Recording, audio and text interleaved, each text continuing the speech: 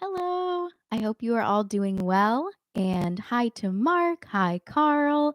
Thank you for being here. Um, if you've been here before, that you can ask questions at any time in the chat. Just know that the last 15 minutes will be just yours for Q&A. So today we're talking about vocal range and voice type, and specifically answering the question, do I need to know my vocal range? And I'm focusing more on contemporary singers. Contemporary meaning more modern music, so pop, rock, even musical theater, R&B. Um, I'm focusing less on classical singing or operatic singing. Only because uh, if you are a singer who's mostly interested in classical or operatic styles, you're probably training with a classical teacher, and vocal range and voice type is important to those singers. But the question is, how important is it, or is it important for contemporary singers? Um, so, first, let's talk about the common vocal ranges. And one thing to clear up in the very beginning is the difference between what we'd call range and tessitura. I know that's a fancy word, but range we can think of as your overall vocal range. So, what's the very lowest note you can sing, and what's the very highest note you can sing? And we'll talk about how to determine that together. But what matters more when you're narrowing down your voice type, if you do want to do that, is not your overall range, but your tessitura. And your tessitura is the narrower range within that overall range that it's where you feel your best and sound your best. So, in what range is your voice most comfortable? Where does it sound the strongest and the most beautiful? Um, I there's this thing, uh, uh, maybe this has been a thing with singers for all time, but it's definitely something you see on the internet a lot. People bragging about having an extremely wide vocal range. And that never impresses me because I don't care. If you can sing super, super low and super, super high, yes, it can be fun, and you're maybe less limited in what types of songs you can sing. But the reality is, even if you've got a crazy wide range, chances are those super low notes and super high notes um, don't feel or sound incredible. Probably your actual usable range is a bit narrower. So it really doesn't matter if you've got a million octaves on the keyboard. Most songs don't require that. So I care a lot more about how you sound and how you feel when you're singing than how far across the keyboard you can just make noise. Um, Anyways, so range versus tessitura, I hope that's clear. Your overall vocal range is, can I make noise down to this pitch and up to this pitch? But your tessitura is really what matters more. Where does my voice sit comfortably? And where does it sound its best? When you're choosing songs to sing, that's what we want to utilize. Um, we want to utilize that best, beautiful, comfortable range. Um, so the common vocal ranges, if you're talking about choir or choral vocal ranges, typically you're going to be split into four parts. And from highest to lowest, those are soprano, alto, tenor, and bass. Again, in a choral context, sometimes you will split further than that. So, soprano, the highest voice in the choir, sometimes will be split into soprano 1 and soprano 2. So, in that case, soprano 1, if there is a split of the parts, is going to take the higher split, and soprano 2 will take the lower. And same goes for alto 1 and 2, tenor 1 and 2, bass 1 and 2. Again, that is in the context of a choir, and that would be a time in which it's helpful to know if you're more comfortable more in the soprano range or alto or tenor or bass. Um, so while I'm not a huge fan of voice typing singers or putting them in a box, I do think it's helpful to know where your voice more comfortably sits. So for me, I will almost never be put in the soprano section. I'm very comfortable in the alto section, and sometimes I might pop up to a lower soprano line, but my voice is not comfortable singing in the soprano range for extended periods of time. So that's a question to ask yourself as well, is not just what am I able to sing, but what is going to make my voice happy and sound good for hours. A lot of choral or choir rehearsals are going to be 3 hours long, sometimes even longer. And is your voice going to be happy sitting, let's say, on a low E ooh, for an alto, or, this A above the staff if you're a soprano? For me, I'm happy with the low, not so happy with the high. Even though I can make noise up there, that's not where my voice wants to be. um, so those ranges, quite generally, soprano voices, most of the time, they're not going to be asked to sing too much below middle C or C4. That's this pitch right here.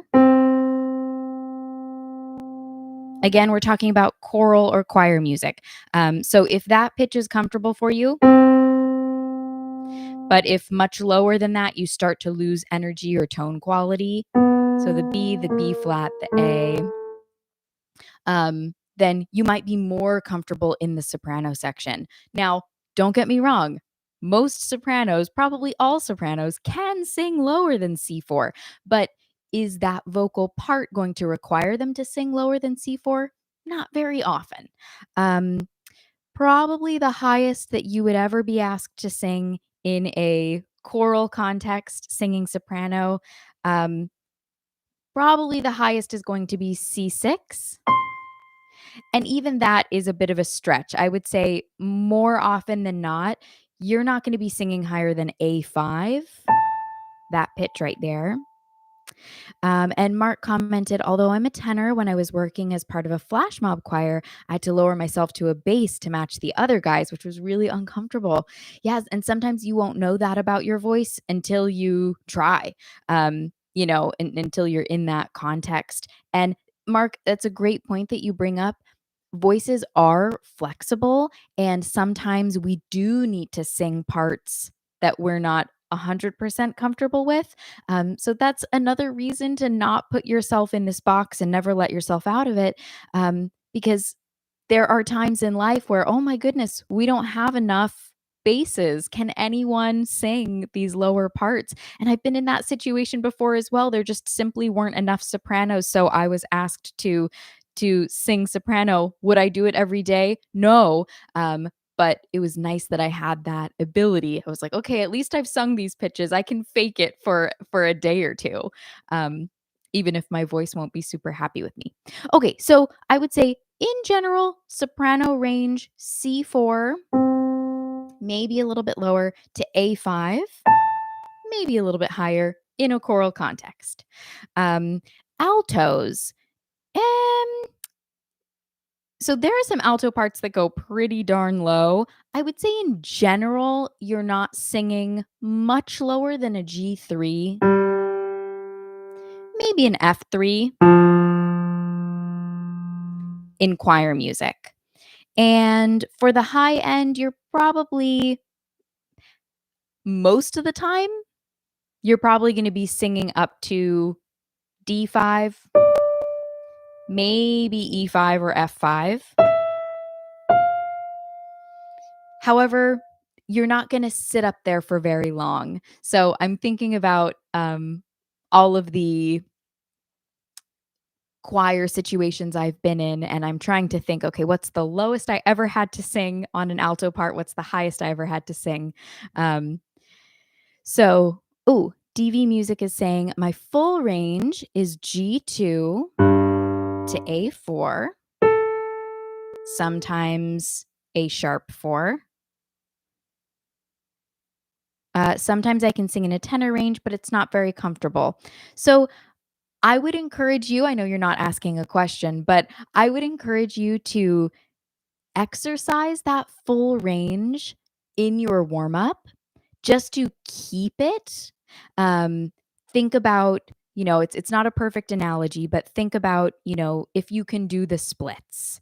Um, and maybe you're not really happy sitting down in the splits. Maybe it's not super comfortable, but if you continue to stretch, keep those legs limber, you will hold on to your ability to do the splits for a longer period of time.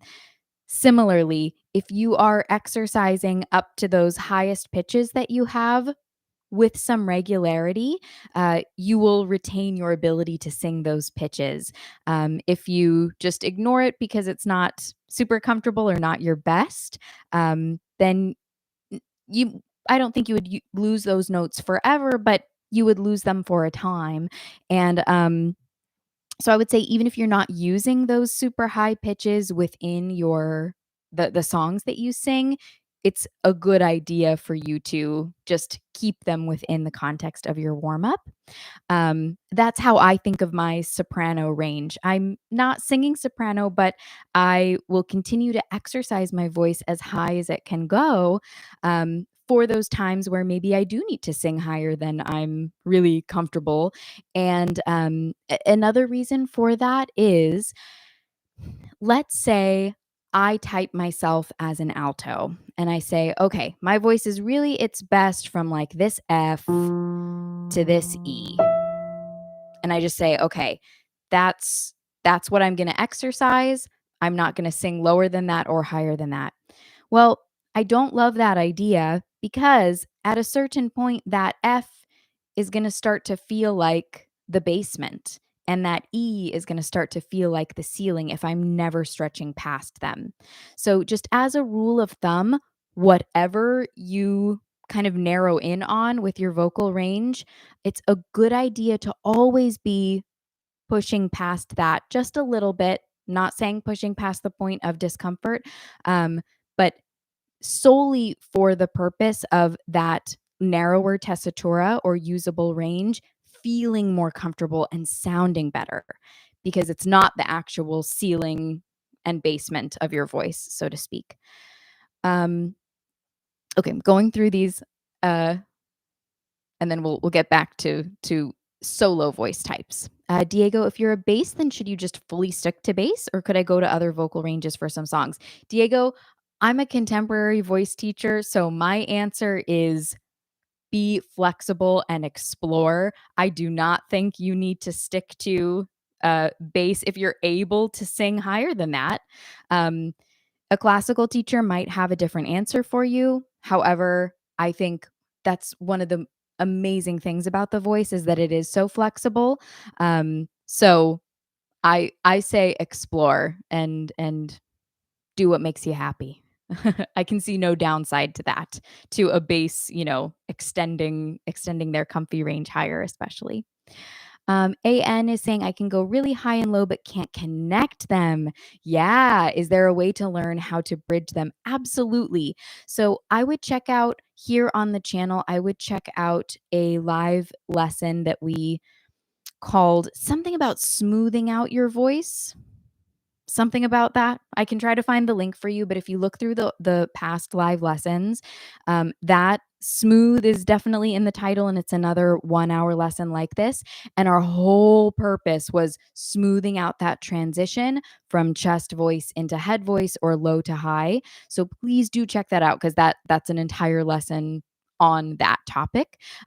And just know that that's a very, very common issue you're having. Most singers have some sort of instability, crack, strain, shout, something happening as they're transitioning from chest voice to head voice or low to high. And that's why we spend so much time talking about mix and balance in that middle register or middle range.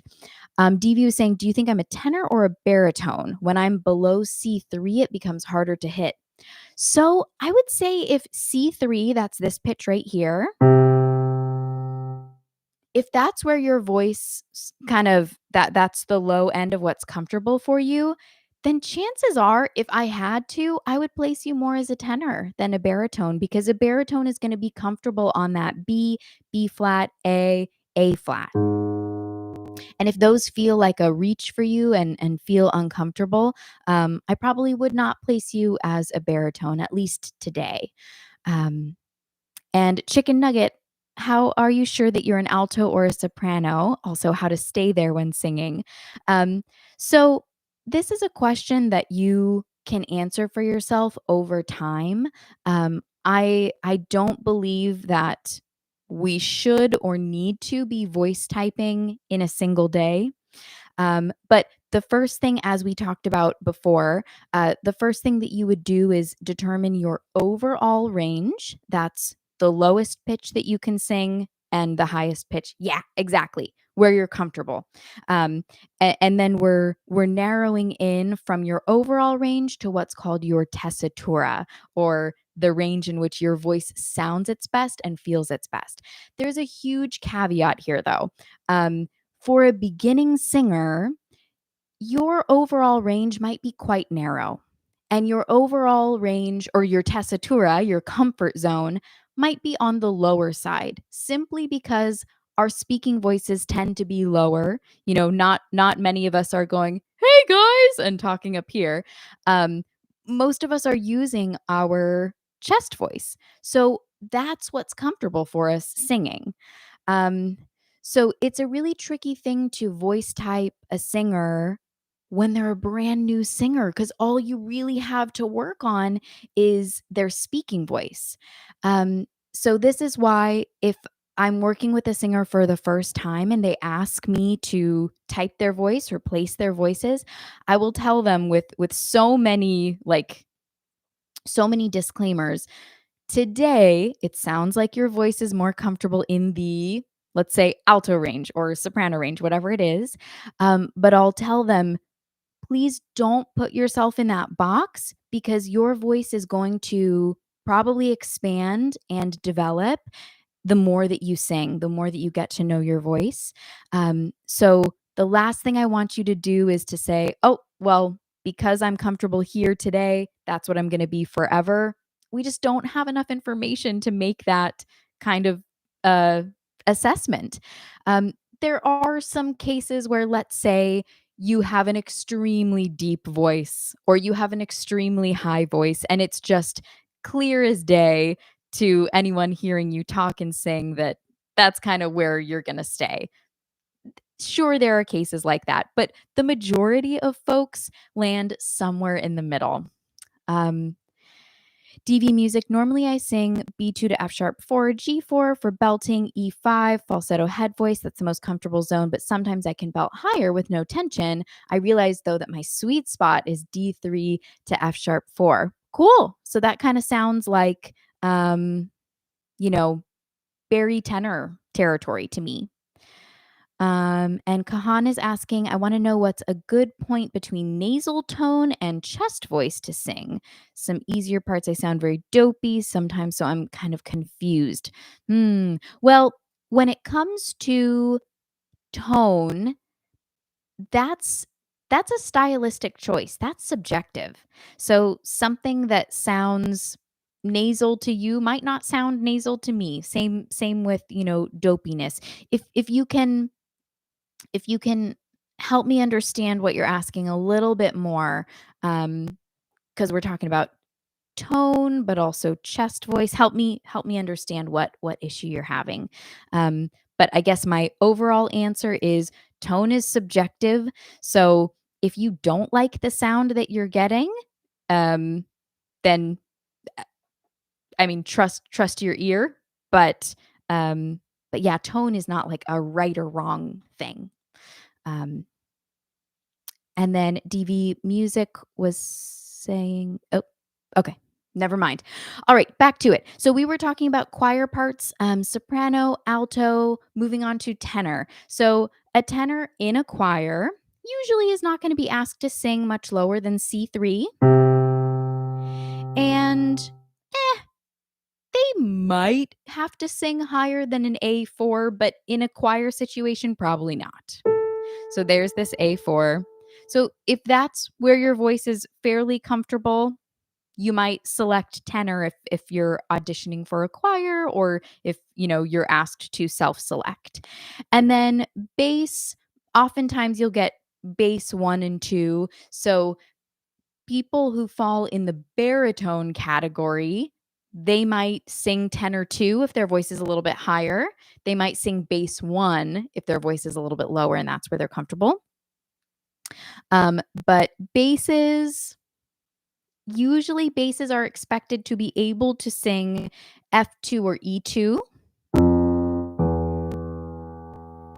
Rarely lower than that. Not every bass has pitches lower than that. Some do.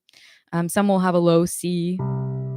Uh, but anyways, E2, F2, and then basses, typically they're not gonna have to sing above middle C all that often. Um, that's that's even pretty high. Usually the tenors or tenor twos are gonna cover that. Okay, so those are the 4 choral voice types from high to low: soprano, alto, tenor, bass. And then with solo voice types, we have just a few more. So we have between soprano and alto, mezzo soprano, which just means mezzo means medium, so medium soprano. So it's a little bit lower than soprano, not as low as alto. And then same thing for the lower voice types. Between tenor and bass, we have baritone. By the way, I just realized I have this handy dandy article that you are welcome to look through. And if you scroll down, there's actually a chart that shows you bass, baritone, tenor, contralto. Contralto just means a solo alto. So there's confusion on that, but alto is what we would call you if you're singing in a choir. Contralto is what we might call you if you're singing solo repertoire.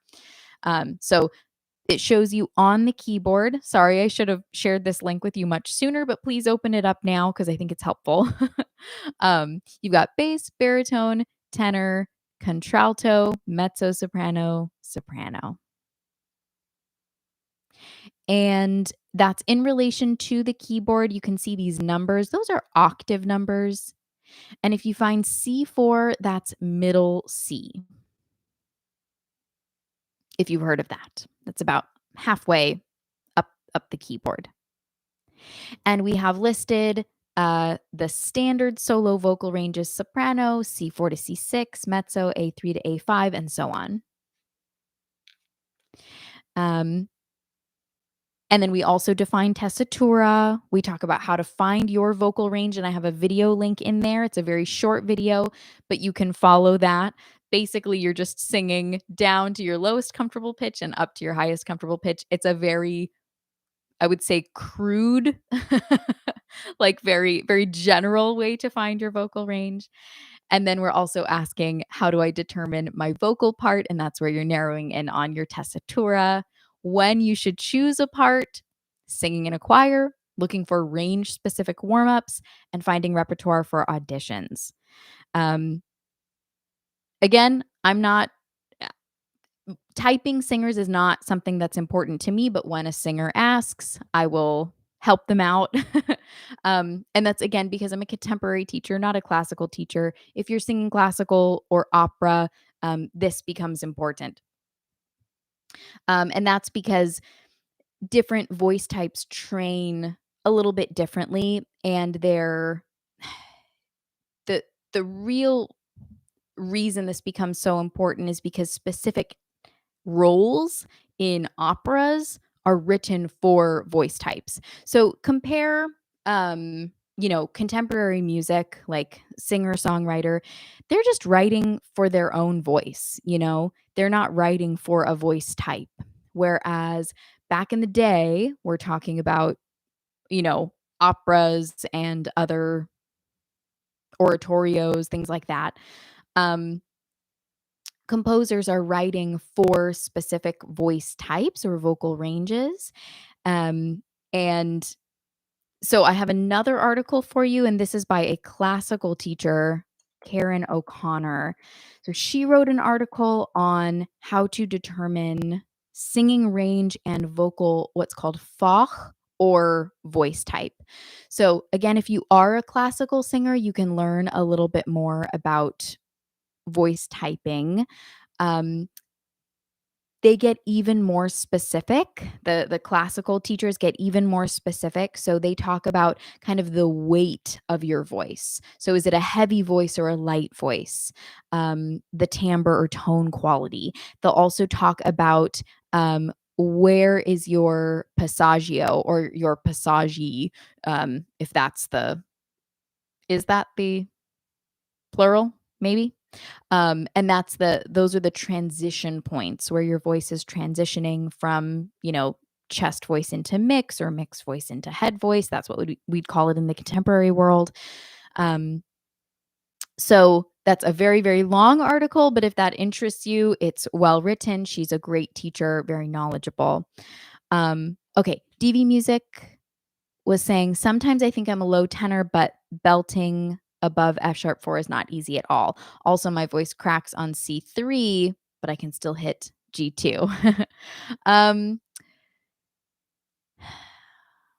I'm thinking.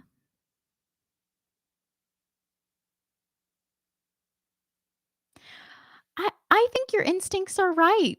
I think I think low tenor sounds right to me with, Barry tenor. There are lots of voices like that, you're kind of a little bit more in the middle. You sort of have the best of both worlds. Um,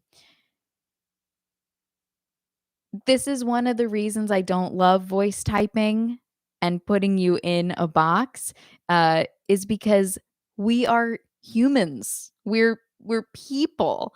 We don't have an instrument that was made in a factory. We have an organic instrument. Um, so putting us into a box, it just doesn't make sense. And yes, there are some general, like, boxes that people sometimes fall into, but as with many, many things, we're more complex than that. It's more nuanced than that. And so, you know, my feeling is there's just no need for you to have to say, I'm more of a tenor than a baritone, or I'm more of a baritone than a tenor. You can say, I kind of do both. Um, I'm in that boat myself. So I really like singing both alto and mezzo repertoire depending on the genre. Um, I like singing higher. It's fun. I don't often do it in a choir because again, my voice will tire out if I'm trying to sing soprano for 3 hours straight. Um, but I feel a little bit dishonest just saying I'm an alto because I like to sing up above the staff as well. Um, Anyways, all right. I don't know if that's helpful, but I hope so. So, common vocal ranges, check out that article. It'll be a good little refresher once you've gone through all of this. Finding your range, again, there's a link in that article. You're going to use a chromatic tuner and a keyboard app or keyboard website. And again, my encouragement to you is to focus more on your tessitura than your overall range. It's helpful to know what your overall range is, but your tessitura is what matters more. Voice types, and then what's their place in contemporary music. So if you want to know all about the typing system, look at the second article link from Singwise. But truly in contemporary music, voice types are really not as much of a thing. Um, and you will find so many arguments online, people trying to voice type, Beyonce or voice type Dua Lipa or whatever. And the thing is, they're trying to make a contemporary voice singing contemporary music fit into a classical voice typing system. Um, it doesn't make sense to me. I don't find it super helpful.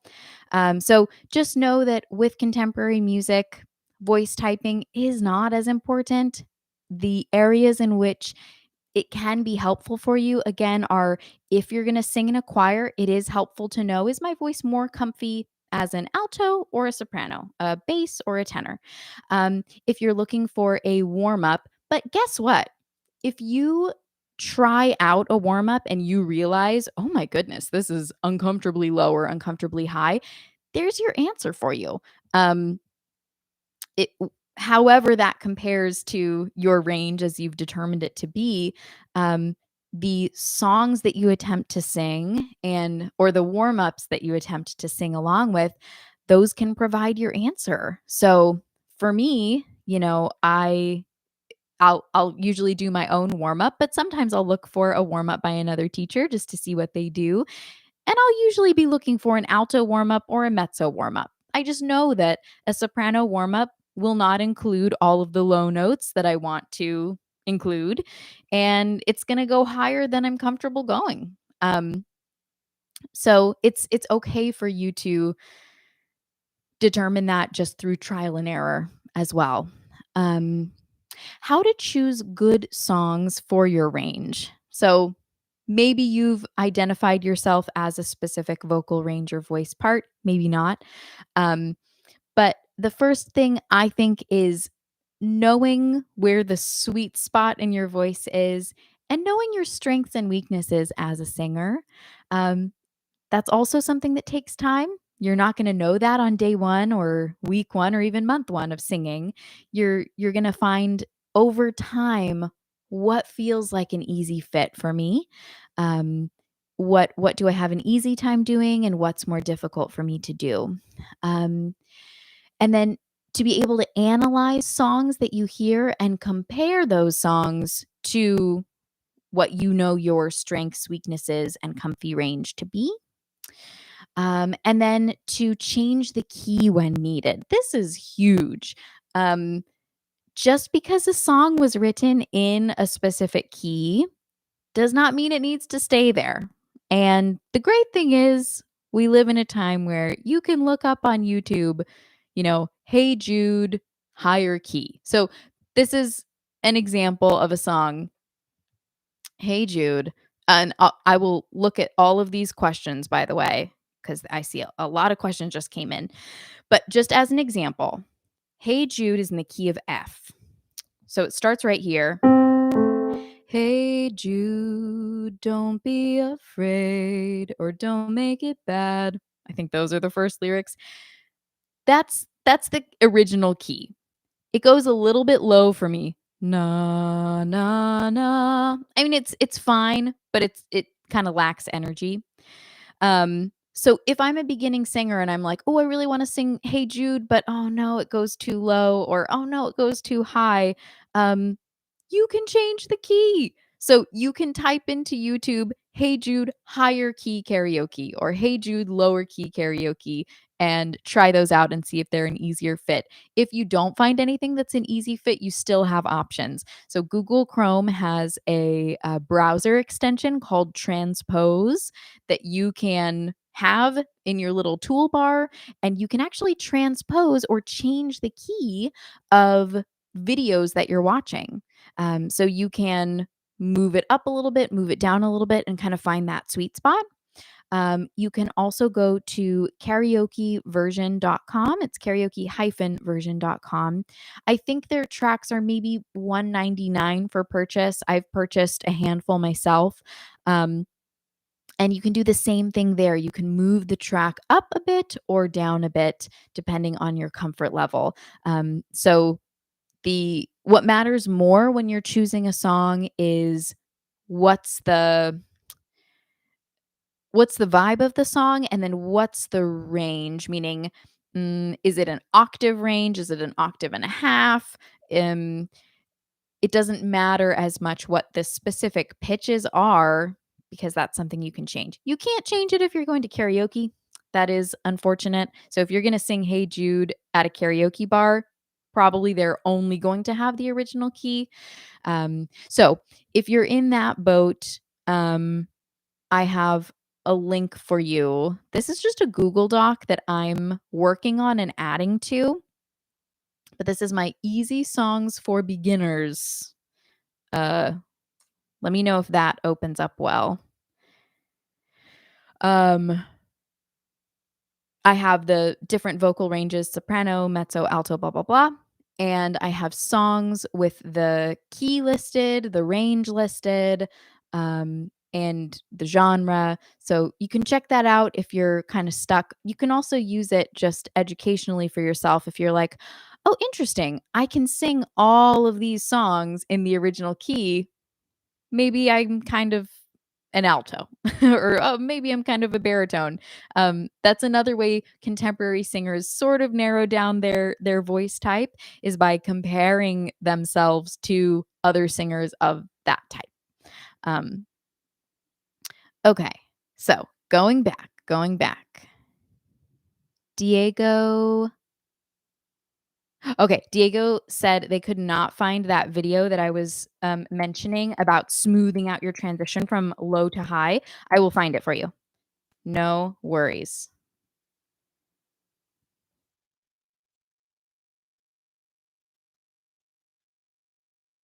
Okay, yeah.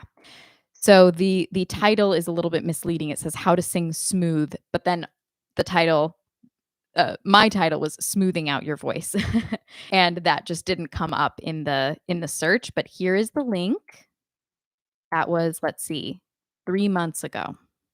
So chest voice, accessing head voice, um, all oh, oops. I accidentally started playing it, but there's the link. Thank you for letting me know that that was difficult to find. Vincent, how do you know when you're making progress? How do you know if you're beginner, intermediate, or advanced? Vincent, I don't think that those uh, classifications really exist. Beginner, intermediate, advanced. It's just too subjective. Um, so I think, honestly, I think if you're recording yourself, if you've recorded yourself, let's say at the beginning of your singing journey, and then you keep recording yourself, I think that should be fairly clear. Whether you are making progress, whether you're sounding, stronger, more comfortable, having a more pleasing tone. And sometimes that's hard to keep track of when you're singing and trying to analyze at the same time. So that's why I say recording. I know people hate recording and they hate the sound of their own voice, but you forget. You forget what you sounded like, you know, 5 years ago. Um, Even for myself, I've been singing for a long time, but it's super interesting to hear older recordings of myself. So, I would say that's probably the most foolproof way. Um, and then you can also I've had some students do this. They'll use a song as sort of a, like, litmus test. So I have one student I love working with. Her, like, goal song that she wanted to sing and that we've been working on is "One Last Time" by Ariana Grande, and it's a challenging song. And in the beginning, I mean, just the notes we were having a hard time accessing, and it's so fun to see over time how her progress with that song has improved, how we're getting those pitches with more ease, they're sounding better, so you might consider that of using kind of a song that you return to. And again, I think recording is a good idea.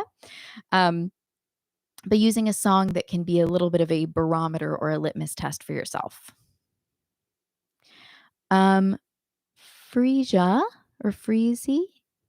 I usually speak in head voice, so whenever I don't give attention, I sing in head voice even for lower notes. When I sing with my chest, my voice cracks. I don't feel powerful. What should I do? Oh, such a good question. So we need we need to use that chest voice. There's no way around it. I'm sorry. So even though it does not feel supernatural, we need that function for your voice to be as strong as it really can be. So even if, you have a light speaking voice, let's say that this is what I would sound like if I talking more in my head voice, it's a bit lighter quality as opposed to my speaking voice. I use a lot of chest voice function. So what I would recommend for you is trying on some kind of character voices and encouraging yourself or pushing yourself a little bit to be um to connect to some emotion, some anger or some excitement that gets that hey or whoa kind of engaged. um I do have a video um on accessing chest voice, so let me find that for you.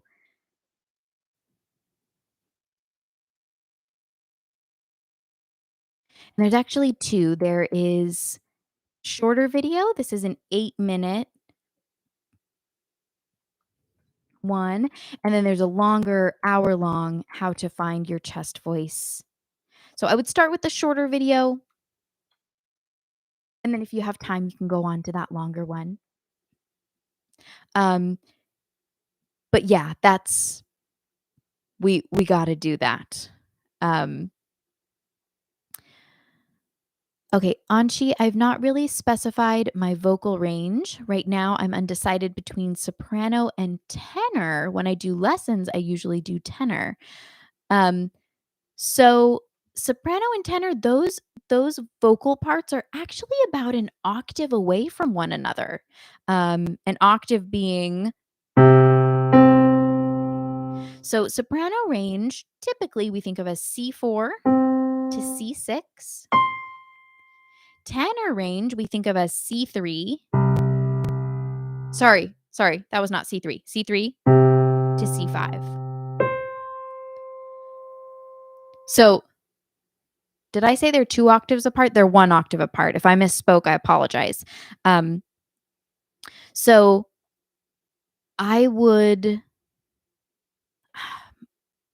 I'm curious about that because there's a whole octave in there, that's a lot of space. Usually, people are undecided between vocal ranges that are right next to one another rather than that far apart. Um, so I'm not sure about that. DV, 4 years ago when I started to sing at 20, the range was much more limited. Yeah, in time I discovered more, and once I got more comfy with all the warm-ups and tricks, I got more range. Absolutely. So that's why I do not like to voice type folks right at the start because it just takes time. It's I compare this to flexibility a lot. Again, it's not a perfect comparison, but it's as good of one as we have because your vocal folds are stretching out longer to make higher pitches or produce higher pitches. So, if you came to me today, let's say I was like a gymnastics coach, and you came to me and asked, will I be able to do the splits? Based on your flexibility today, I couldn't really say no, never. Um, I would say we'll see. As we go along, we'll see. And we're stretching out gradually. You're not going to hit your highest note ever, most likely, in your first voice lesson or your lowest one. Um, you're going to stretch over time in the same way that you're going to increase flexibility over time. Just because you get a good stretch does not mean that, oh, now that I learned that stretch, I can just bloop, pop into the splits day one. No, it takes time. You're stretching those muscles. They're increasing in flexibility. And to complicate things, when we talk about singing, it's not just a stretch; it's also strength. Not strength in the way that we're, like, lifting weights and, lifting weights with our throat, um, but we are holding a coordination as we're stretching. So, it's the stretch, that's the flexibility component, but also the coordination to keep those vocal folds vibrating as they stretch. Um, so anyways, it does take time, and, that's all there is to that. Okay, cool. Anchi, that makes sense. Good. Um, so technically, I know we've been doing Q&A for a little bit, but technically we are in Q&A time.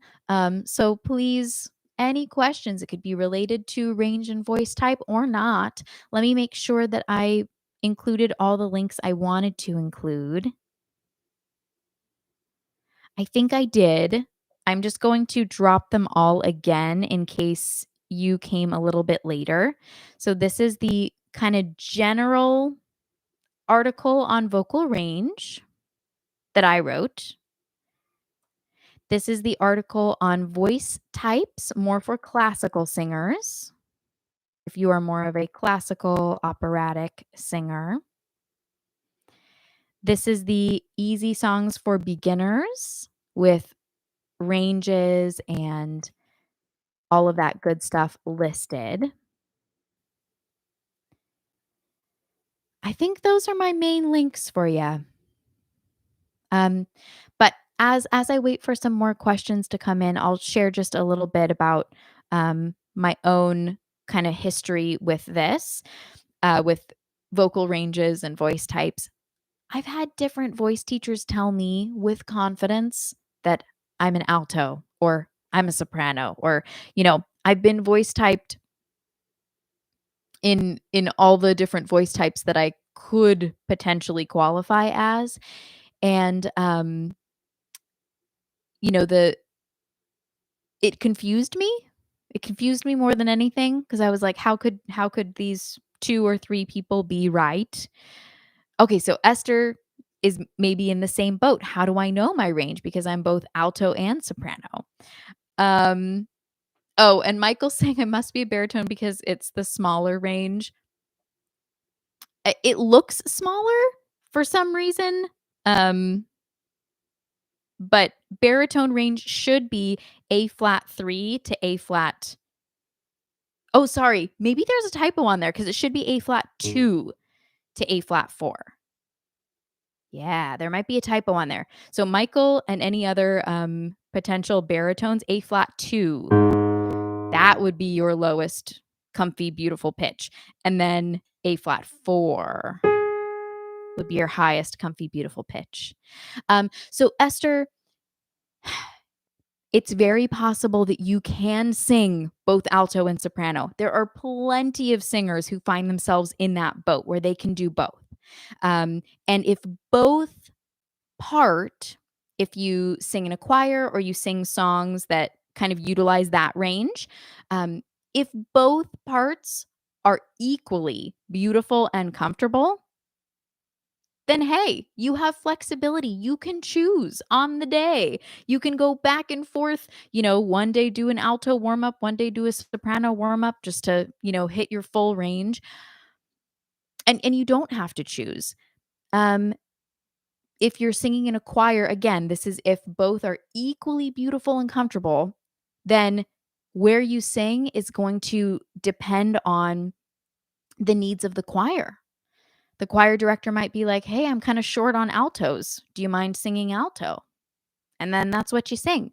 However, if you are more comfortable in one of those types, if your voice sounds more brilliant, more beautiful in one of those types, then that's how you would make that decision. But it's more than just I can sing all these notes. It's where am I really comfortable? Where does my voice want to be for a long time? And what sounds the best? Okay, Diego's asking for tips to develop your singing voice, since many singers they listen to sound very different when they sing than when they speak, like in their normal voice. Um, yeah, so my my advice for that is really just to listen with intention to what those singers are doing stylistically and try to copy them. Um, that's how we start anything is by imitation, particularly an oral skill like singing. Everything that we do is listen and repeat, or we learn by rote. And so style stuff as well. Um, to me, that's the best way. That's how I learn. And yeah. So a few kind of practical ways to go about that. You could consider, I know these are sometimes cringy. I've done a few myself, but like vocal coach reacts videos, you could consider watching some of those and seeing what the voice teacher points out about what the singer is doing. So you can see some of mine. Other Another great voice teacher is John Henney here on YouTube.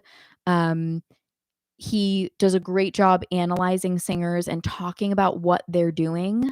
Um, so that can be helpful because you will hear the sound that they're making, and then you'll hear some analysis of how they're making that sound. Maybe their vowel shape, or they'll talk about their mouth opening, or distortion, or all kinds of things, vibrato usage. Um, so that's really where I would start, is listening intentionally for those stylistic effects and trying to copy them yourself. And then kind of reverse engineering, asking yourself, okay, how did I make that sound? You can kind of put some vocabulary to it. If a mixed voice starts around E4, doesn't mean exactly that someone is a baritone. Gotcha. Okay. So DV Music is asking about the difference in passaggio, or transition point for a tenor versus a baritone. So, sure, you might find a baritone might feel that transition point more around like D to E flat, like D, E flat, E range, whereas a tenor might feel that transition more F, F sharp, G. So that could be another way that you narrow it down. Um, yeah, you might find that baritone in general, baritones start to transition to mix a little bit sooner.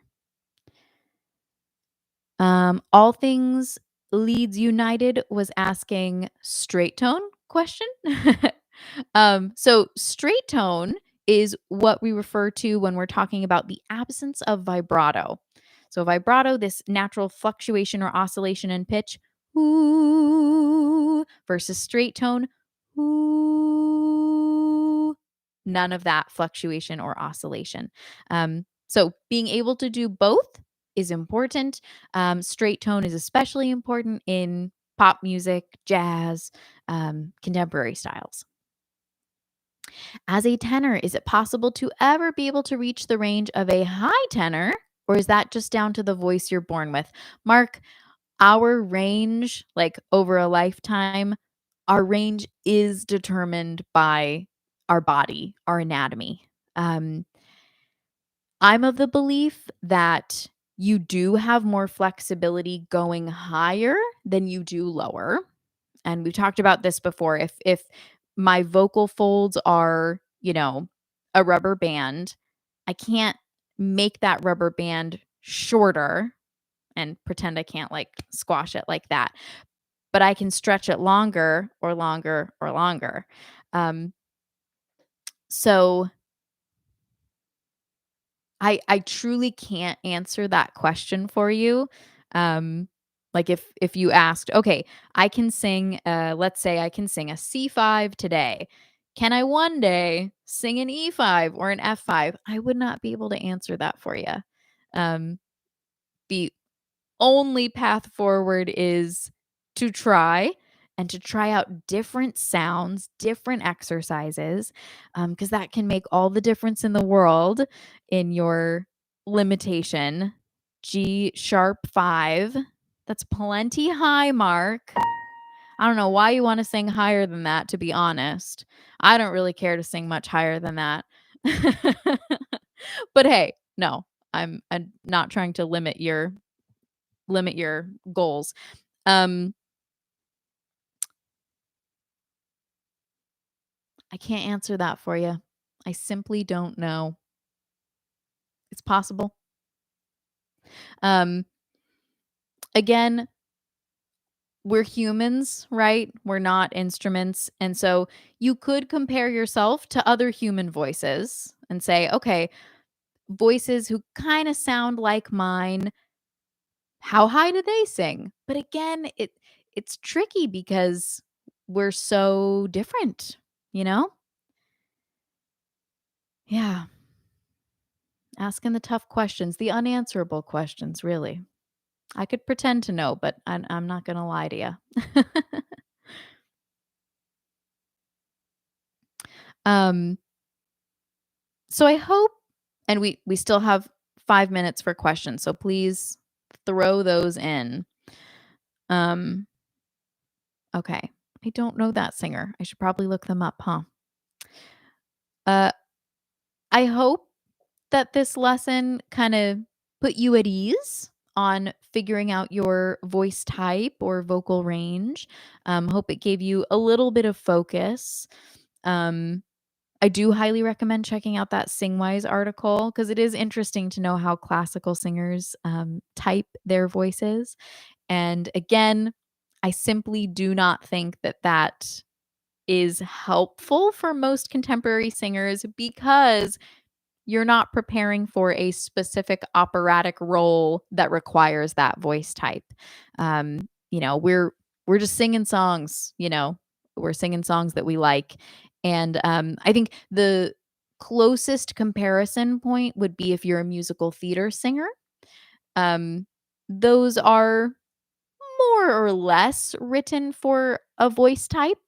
Um, you if you're a musical theater singer, it's more common, I suppose, for you to say, "Yeah, I'm a soprano, and these roles are more written for sopranos." However, as genre crossing continues and as time goes on, um, those become less of a thing. Um, anyways, any other questions related to this or not? And by the way, that, link, that Google Doc that I shared with you, it is a work in progress. So as you go lower down the page, you're gonna see, let me open it up. As you go lower down the page, you'll see less information. You'll just see song titles. I have a list of songs that span approximately 1 octave. So for beginners, that's really nice because it's a pretty limited range. Will the original key be good for your voice? I don't know. But remember, you have the option to sing it in a different key, either by searching for that specifically on YouTube or adjusting the key yourself using the Google Chrome browser extension called Transpose. Or you can do this yourself using um, different websites online. If you look up transpose MP3, it'll give you many different options. Or if you don't want to be bothered by that and just want to go to karaoke-version.com, you can play around with different keys and you can purchase the track for $1.99. Typically, I think that's the price. But anyways, if you're having a hard time finding easy songs, then this songs that span approximately 1 octave or less could be a good place to start for you. And at the very bottom there, it's a note for myself, songs to analyze and add. These are songs that I heard and thought, "Ooh, that would be good for this voice," but I just haven't gotten around to analyzing the details yet. Vincent, last few questions. Yes, Amarillo by Morning. That I learned that song from a student who lives in Texas, and that's one of his faves. Sometimes when I sing, I feel like something is tickling my throat, and I start to shade tears, even if I'm singing on my usual range. What can be the problem, Vincent? I'm not sure. Without hearing ya, um, a tickle in the throat. I'm not sure. When I experience that myself, it's usually related to some postnasal drip in the morning. If I wake up and feel some postnasal drip, then that'll give me that tickly feeling, um, or a little bit of a cough. But I'm not sure without hearing you. I don't know. I'm sorry about that. I would say though, if you're feeling a sensation that's bothersome to you, always a good idea to take a break, hydrate, come back later in the day, try some gentle exercises that get your vocal folds together in the easiest way possible. So singing through a straw, lip trill, hum, NG, all of those SOVTs would be a good thing to test out later in the day. And then yeah, cool. So DV music, you're bringing up the example of Shawn Mendes and his vocal growth over time. That's great. Yeah, great example. All right, my friends, I will see you next time. We'll be talking about common frustrations for beginning singers and good fixes for them, good approaches to help you out. So thank you for being here. Thank you for all your questions. I love them. And thanks, Michael. I will see you guys next week. Let me tell you, it's already posted. So if you went to the channel, you would see, and you could click that little bell to get a reminder. But next week it will be later in the day, Tuesday the 28th, starting at 4:15 Pacific time. Since I'm in California. So I'll see you then. Bye. Thank you.